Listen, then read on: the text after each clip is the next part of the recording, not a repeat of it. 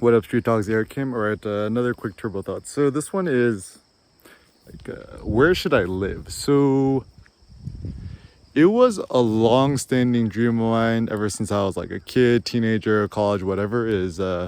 I wanted to, quote quote, travel the world, and it's funny because like even then, like notions of digital nomad, location independent, blah blah, these notions didn't exist yet. And so let me kind of like backtrack and share with you just like kind of like a little bit of my personal life journey. So actually for myself, my personal interest was, around when I picked up photography and I started getting really passionate about it and street photography and stuff like that. I really dreamed of shooting street photography in Paris. Done did that, and then I had the ambition to travel the world.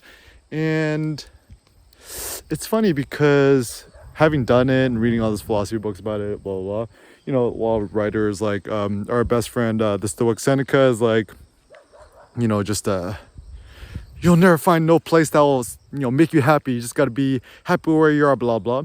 But actually I feel that the best life is actually this dynamic undulation between places. So the foolish notion that a lot of us have is like, oh, once I find the perfect place, the perfect climate, blah blah, I'm gonna live there forever until I die.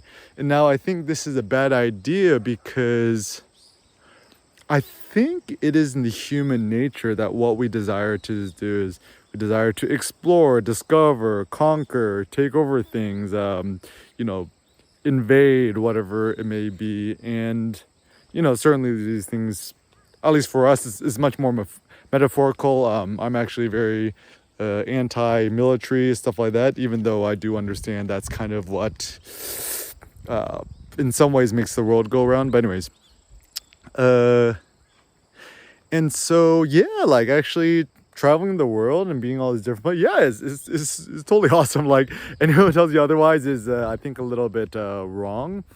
And I don't want to say wrong. It's just like, of course, it just depends on you and your personality and stuff like that. And then it's so funny because everyone's like, it's different for everybody, yet they want it to be different in their own way. But anyways, so I would say if you're curious about traveling the world, living abroad, blah blah, I would just say go for it. I mean, my personal thought is, as long as you have a laptop, I would recommend the new MacBook Air, probably with the M2 processor. Or if this video gets outdated, just get the cheapest MacBook Air you could afford, the smallest one, and just get a Ricoh GR3X, and then SD card adapter, and then you're pretty much good. As long as you have that and a Wi-Fi connection, like there's really nothing else you need. And then even this video I'm recording selfie mode on the iPhone SE.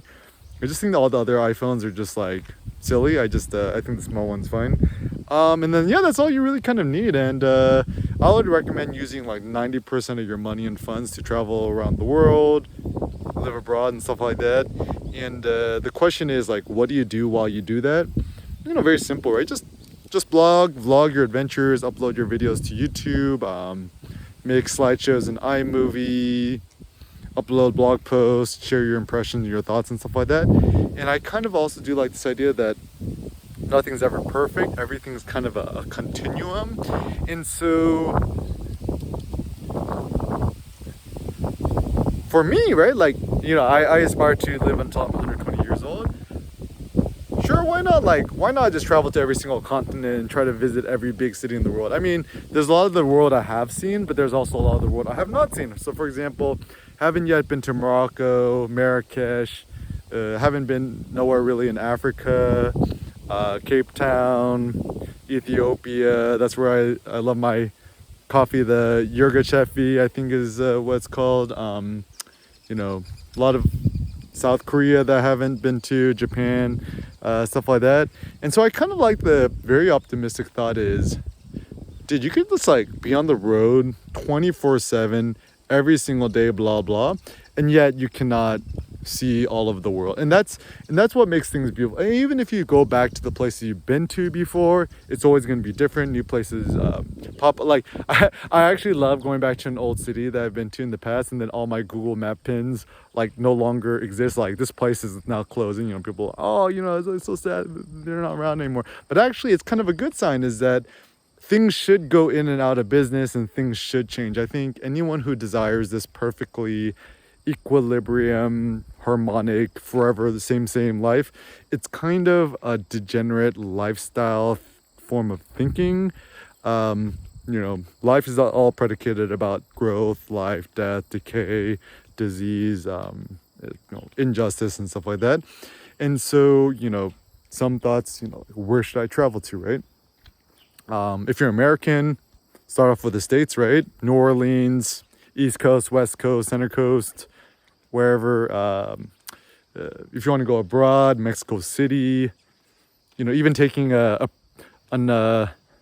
Carnival cruise or the four-day Mexico cruise trip is actually quite fun. You get off the land, shoot some street photography, and also just don't like limit your photography to one type of thing. Like if you got this bomb ass view, right? Like why not shoot landscape photos? And so I think also what limits us creatively is that we put ourselves in these little capsules, these little silos, these boxes, and we try to get really, really famous for that one thing, that one niche, etc. Yet ultimately, when you do achieve that fame, you end up just becoming trapped by your own success. They call this the success trap.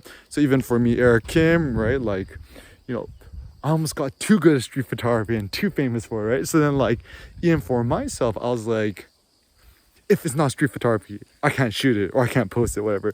And now I'm just like, dude, I'm just gonna post everything. And it's kind of like all about becoming like a kid again. It's kind of about being a newbie again. It's about not taking things too seriously.